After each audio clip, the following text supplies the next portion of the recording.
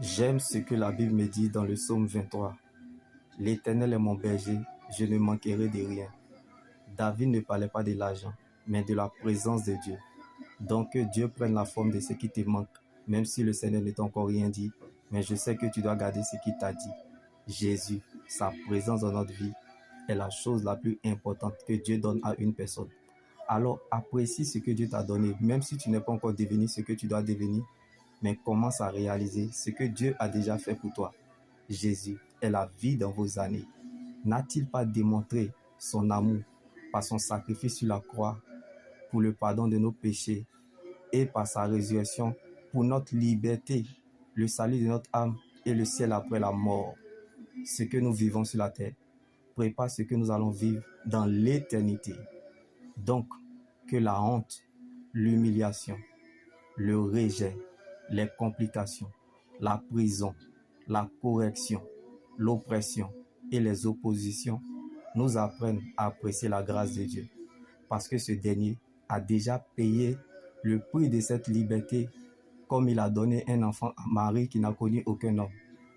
S'il a donné un enfant à Élisabeth dans sa vieillesse, s'il a ressuscité Lazare qui a fait 4 jours dans le séjour des morts en décomposition, alors en toute humilité, Seigneur, qu'est-ce qui peut bien te résister? Pardonne-nous, car nous sommes limités. Donne-nous de demeurer dans ton espérance, car elle ne trahira jamais. Sur la route de la vie éternelle, je peux tomber, trébucher, même les yeux fermés. Mais à cause de la parole de Dieu, je continuerai toujours à avancer vers la direction du ciel, car c'est là ma finalité. Jésus, sa présence dans notre vie n'est pas négociable. La vie est ce que nous pensons. Donc le diable cherchera toujours à te montrer ce que tu penses. Tu peux perdre ce que tu as, mais tu ne peux pas perdre ce que tu es, car l'éternité est ce que Dieu pense de nous.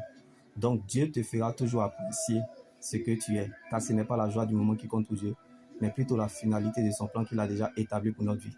Donc la fête changera de camp. Alors, ne mets pas foi de ce que l'on a déterminé pour ta vie.